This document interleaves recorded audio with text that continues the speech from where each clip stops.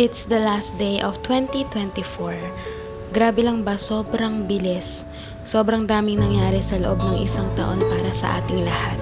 We face a lot of emotions at hindi naman yun lingid sa kaalaman ng bawat isa.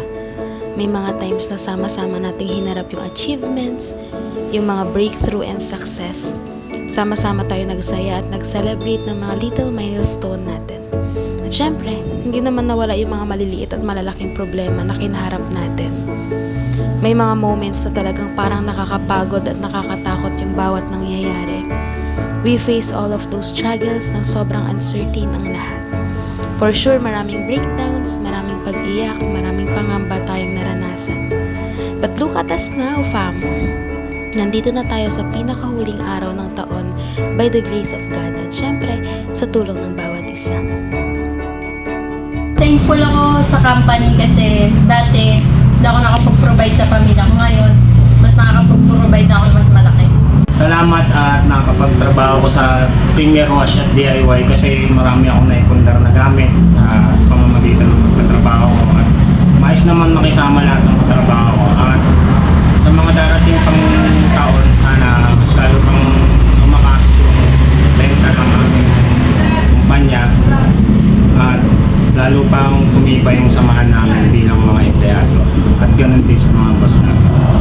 Sinulot ko po talaga to para bago ko po masabi kala sir yung sasabihin ko.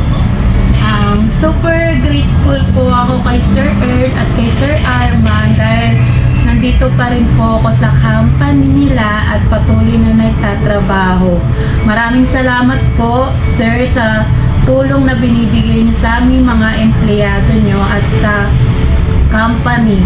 Wish ko po sa darating na 2025 para po sa company at sa lahat po sa atin dito na nagtatrabaho ay mas marami pa pong order na pumasok at mas magaan at mas masaya pa po ang pagsasama po natin dito sa warehouse.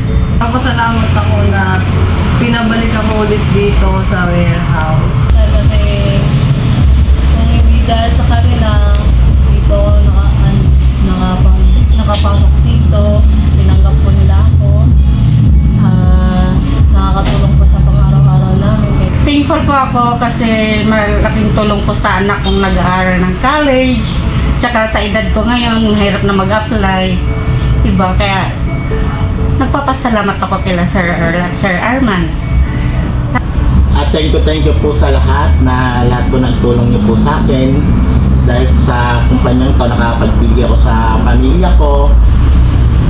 Next year po na pagbubutihan pa po yung maganda pong trabaho. Salamat po ako sa company kasi kahit pa po nakakatulong po ako sa family ko, sa baby ko. Super grateful ako kasi sobrang generous nila, sobrang bait nila, and though may mga kailangan pa talagang matutunan and marami pang lessons na kailangan ako matutunan regarding sa job position ko, pero grabe yung patience nila, grabe yung kindness din nila, and yung pagtitiwala nila na makakayanan ko yung work ko kahit na yun nga, ang dami ko pang kailangan ni-improve and ang dami ko pang kailangan matutunan for my work. But yun nga, super grateful ako sa kanila kasi sobrang bait nila, generous nila, and higit sa lahat, sobrang buti ng puso nila. Looking forward then sa more blessings and success because I know that we all deserve it.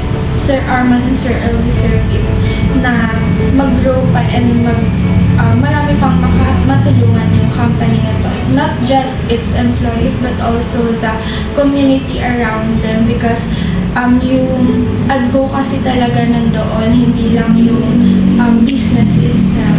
Let us all claim na hindi lang dito natatapos ang lahat. Yes, we may face struggles pa sa year 2025.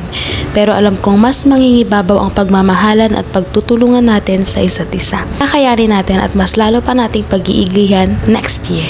Aja!